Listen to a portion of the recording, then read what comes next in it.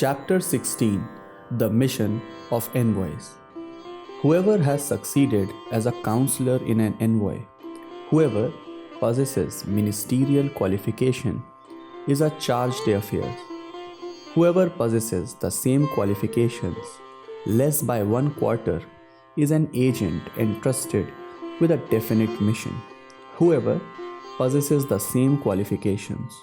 less by 1/2, is a conveyor of royal writs. Having made excellent arrangements for carriage, conveyance, servants, and subsistence, he, an envoy, shall start on his mission, thinking that the enemy shall be told thus, the enemy will say thus, this shall be the reply to him, and thus he shall be imposed upon. The envoys shall make friendship with the enemy's officer, such as those in charge of wild tracts, of boundaries, of cities, and of country parts. He shall also contrast the military stations, sinews of war, and strongholds of the enemy with those of his own master. He shall ascertain the size and area of forts and of the state, as well as strongholds of precious things and assailable and unassailable points. Having obtained permission, he shall enter into the capital of the enemy and state the object of the mission as exactly as entrusted to him, even at the cost of his own life. Brightness in the tone, face, and eyes of the enemy, respectful reception of the mission, inquiry about the health of friends, taking part in the narration of virtues, giving a seat close to the throne, respectful treatment of the envoy, remembrance of friends, closing the mission with satisfaction. All these shall be noted as indicating the good graces of the enemy, and the reverse his displeasure. A displeased enemy may be told,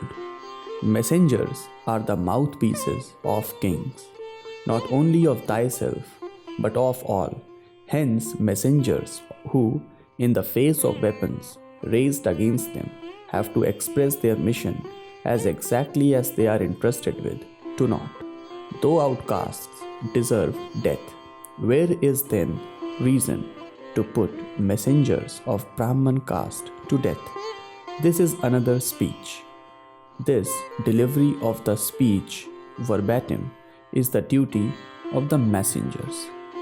Not puffed with the respects shown to him, he shall stay there till he is allowed to depart. He shall not care for the mightiness of the enemy, shall strictly avoid women and liquor, shall take bed single, for it is well known that the intentions of envoys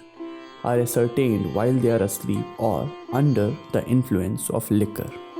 He shall, through the agency of ascetic and merchant spies, or through their disciples, or through spies under the disguise of physicians and heretics, or through recipients of salaries from two states, ascertain the nature of the intrigue prevalent among parties, favorably disposed to his own master, as well as the conspiracy of hostile factions, and understand the loyalty or disloyalty of the people to the enemy, besides any assailable points.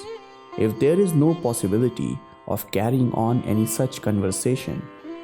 he may try to gather such information by observing the talk of beggars, intoxicated and insane persons, or persons babbling in sleep, or by observing the signs made in places of pilgrimage and temples, or by deciphering paintings and secret writings. Whatever information he thus gathers, he shall try to test by intrigues. He shall not check the estimate which the enemy makes of the elements of sovereignty of his own master, but he shall only say in reply, all is known to thee, nor shall he disclose the means of employed to achieve an end in view. If he has not succeeded in his mission, but is still detained, he shall proceed to infer thus, whether seeing the imminent danger into which my master is likely to fall, and desirous of averting his own danger, whether in view of inciting against my master an enemy threatening in the rear, or a king whose dominion in the rear is separated by other intervening states, whether in view of causing internal rebellion in my master's state, or of inciting a wild chief against my master, whether in view of destroying my master by employing a friend or a king whose dominion stretches out in the rear of my master's state, whether the intention of averting the internal trouble in his own state, or of preventing a foreign invasion or the inroads of a wild chief, whether in view of causing the approaching time of my master's expedition to lapse, whether with the desire of collecting raw materials and merchandise, or of repairing his fortifications, or of recruiting a strong army capable to fight, whether waiting for the time and opportunity necessary for the complete training of his own army, or whether in view of making a desirable alliance in order to avert and prevent contempt brought about by his own carelessness, this king detains me thus. Then he may stay or get out as he deems it desirable, or he may demand a speedy settlement of his mission, or having intimated an unfavorable order to the enemy, and pretending apprehension of imprisonment or death, he may return even without permission, otherwise he may be punished. Transmission of missions, maintenance of treaties, issue of ultimatum, gaining of friends, intrigue, sowing dissension among friends, fetching secret force, carrying away by stealth relative and gems, gathering information about the movements of spies, bravery, breaking of treaties of peace, winning over the favor of the envoy and government officers of the enemy. These are the duties of an envoy. The king shall employ his own envoys to carry on works of the above description, and guard himself against foreign envoys by employing counter envoys, spies, and visible and invisible watchmen.